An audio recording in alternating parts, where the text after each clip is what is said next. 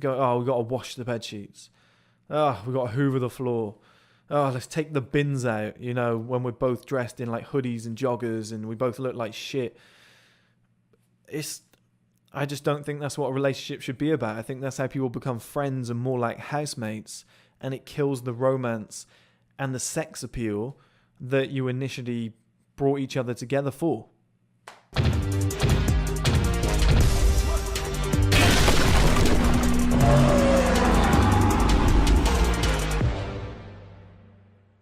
Hello guys, and welcome back to another video. In this video we're going to be talking about men and women living together. Should we do it? Okay, so once you've had kids, it's very difficult to say no to that question. You kind of have to be in the same house to have a settled home for that child.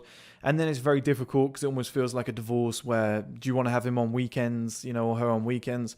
That's a weird dynamic. I think at that point, yeah, once, you know, like old school, once they got married, they moved in together. Or once they had children, they kind of moved in together and started that family home. I think that worked. I think a big problem in this era as to why relationships don't work is that we decide to move in together very, very quickly. I feel like men and women are so different by nature in terms of their habits, the way they want to lay out a house, their ownership of certain rooms. I think it works so much better when a couple actually has their own independent space and then can choose to meet each other when it's convenient to both parties. I think that works fantastically. You know, from personal experience, whenever I've lived with a woman or dated a woman and not lived with her, I know from experience that, and it's not always the case, but when you're living together, you both, okay, I want to make kind of an emphasis on both there. You both try less. So both of you say, okay, I'm going to wake up and I'm just going to wear my jogging bottoms and a t-shirt. You know, I might not shave for 5 days and everything gets a little bit hairy under here. You get a monobrow. You know, you don't get a haircut for like 2 weeks because you're like, well, I live with this person. Who cares? You know, people start farting in the bed and stuff, right? This happens. This is what couples do. They might have toothpaste dripping down here. And these are things that, and the other one as well, you know, you catch your partner on the toilet. You know, your girlfriend's on her period, which is normal and natural, but she's just leaving stuff around. The bathroom smells, you know, obviously it's not pleasant. These are natural things, okay? I'm not saying it's a problem. I personally don't have a problem with any of these things. If I walk in and my partner was taking a shit, I just couldn't care less, right? Even if it smelled, I'm like, it is what it is, right? Don't be with that person if you can't handle that stuff. But I think, undoubtedly, you know, and it's in reverse too. She could catch you doing the same thing, right? It's the same shit.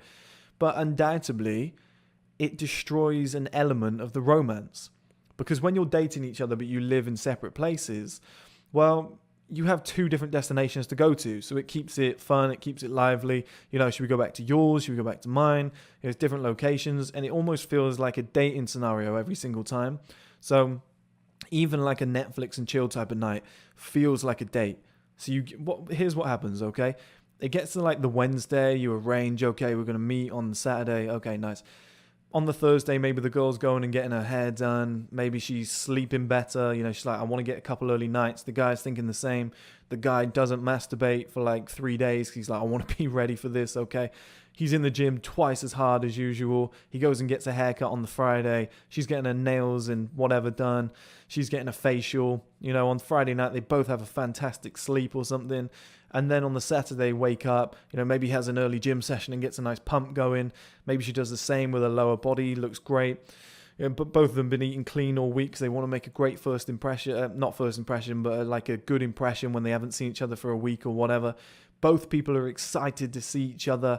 They both get dressed up. You know, the guy's trying to look his best, aftershave on. He wants to smell and look good. He's trimming all his toenails, etc. You know, all the small little things like plucking nose hairs out, ear hairs. He looks fantastic. She's doing all her makeup, putting some nice clothing on, dressing up because you're going out to meet each other, okay? It's got a different dynamic than just being in the house and being like, hey, morning, babe. So when you do finally meet each other, the guy's like, wow, she's stunning. She thinks she's got a fantastic catch because he looks good. His hygiene is good, which women are big on. And then you go out, you know, you have a date scenario where you haven't seen each other for a week, you're excited, you're sharing stories throughout the week of what's happened. Because again, I know from experience, when I've been dating girls, when we haven't lived together, I will tell a story and it's exciting, okay? It's like, oh, wow, that's brilliant. When you live together and you've repeated that story maybe twice throughout the week, suddenly it's egotistical. You're talking about yourself too much. Why is it always about you? It's like the dynamic changes completely, whereas it's exactly the same as it was. Something that was seen as ambitious is now seen as bragging or talking about yourself 2 or 3 days a week. Whereas when you were first meeting, it was just excitement. I want to tell you about stuff that I'm doing. And I think when you live together, it ruins that romantic side of things, that spontaneity. It just ruins all of those kind of aspects to love, courtship, dating, whatever you want to call it. I think once you live together, you share in each other's bad days. Okay, so you could be having the worst week ever, but you're excited because you're like, well, at least tomorrow I get to see that girl who I think's super attractive. We're going to spend the whole day together. She looks beautiful. Maybe there's some sex on the cards, going to take my mind off everything that we've been doing. We're going to watch a movie or something like that. You're doing something different to the norm. Whereas when you've had a bad week and you're coming back 7 days a week, or let's say, it gets to the Saturday was good and the weekend was good, but 5 days in the week, you're coming back every night, it's raining, you're both coming back from work, you're like, oh God, we got to go and do the shopping and we got to go and do this and that, and neither of you are really in the mood to be happy and excited. I think that drains on people. And once you've had kids, married, whatever you want, whatever it is, maybe not marriage, I think you could still stay separate, but I think once you've had kids, you can move in together. But what that would allow is some freshness, okay?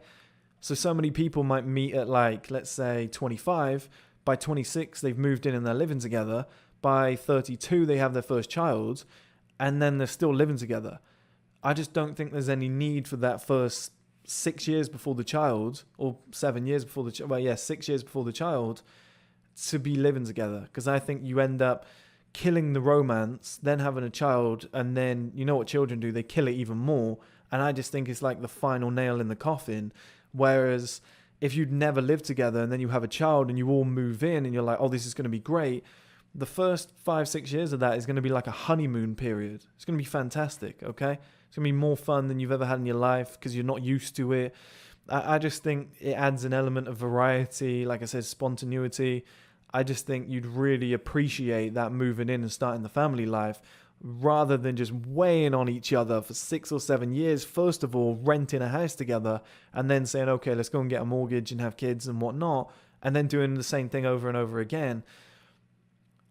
I just think it's quite nice to not overuse something. So I think this woman's really sexy. The sex was fantastic last night. I really don't want her to leave. But she's got to go home because she's got work in the morning. And, vice versa if I was at her house. I think that works really well because then you have to wait maybe 2 or 3 days if you meet in the week, or maybe you wait until the weekend to see each other again.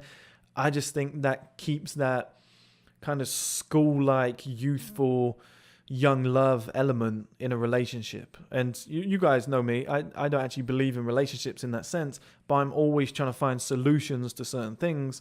And if you want to be in a relationship, if that's you, then that's fine, okay? If you're more about that life, then do it. Because not everyone wants to go, okay, I'm going to start a business, have kids at 40. I get that that's me. I just say what I want to do. If you want to do something different, fair enough, okay? But if you do want to have a relationship, don't be so quick to move in together, because it is the quickest way to kill the romance. The person that you live with is probably not going to wear makeup 6 days of the week, right? Which is fine. It's normal. It's natural. But other girls out on the street are. So you're going to be more tempted. You're going to start questioning. You're going to be looking around. I think this is why so many guys end up cheating or getting depressed about being with the same person for a long period of time, is that what got you to the dance, what attracted both of you to each other, as soon as you move in together, all of that gets killed. It should be all the good stuff, but it's like 80% bad stuff. And it has to be. How can you live in a house and not clean up? How can you live in a house and not... See, you're associating with, we've got to clean the house, babe, okay? Oh, we should really clean up, babe. We should really do the washing. The fridge is dirty. We need to clean it out. You're associating chores and bad shit and, oh, we got to go and do the shopping. Who's cooking tonight? Oh, I'm tired. I don't really want to have sex tonight. You know, all of this bad stuff which didn't exist when you lived in separate homes. You cleaned your house on your own because you wanted it to look nice for when she arrived. So when she arrived, it was all clean. It's just good stuff. You see what I'm saying? And I think so many relationships fall at that first hurdle because they move in together and it's just negative shit. You know, and it's not really bad. I'm not saying it's torment, it's like hell. I'm just saying it's stuff that none of us want to be doing. You don't want to be cleaning. You don't want to be having to do the cooking unless it's something that you two enjoy doing together. But you don't want to be go, oh, we've got to wash the bed sheets. Oh, we've got to hoover the floor. Oh, let's take the bins out, you know, when we're both dressed in like hoodies and joggers and we both look like shit. I just don't think that's what a relationship should be about. I think that's how people become friends and more like housemates, and it kills the romance and the sex appeal that you initially brought each other together for.